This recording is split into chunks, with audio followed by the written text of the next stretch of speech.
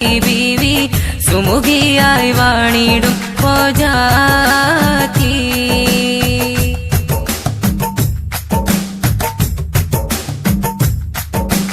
ബീവിക്കരികിൽ ചെന്നിടുവാനായി തരുണി ഖദീജ മൊഴിഞ്ഞില്ലേ. ബഷറില്ലെങ്കിയ മുത്ത് റസൂലവർ ആജ്ഞയും കേട്ട് അണഞ്ഞില്ലേ. ബീവിക്കരികിൽ ചെന്നിടുവാനായി തരുണി ഖദീജ മൊഴിഞ്ഞില്ലേ. ബഷറില്ലെങ്കിയ മുത്ത് റസൂലവർ ആജ്ഞയും കേട്ട് അണഞ്ഞില്ലേ. അല്ലമിനെന്ന ഖ്യാതിയാലെ ബീവിക്കരികിലണഞ്ഞില്ലേ. അജബിൽ ബീവി ലയിച്ചില്ലേ. ആ കൽബിൽ ഇഷ്ക് നിറഞ്ഞില്ലേ.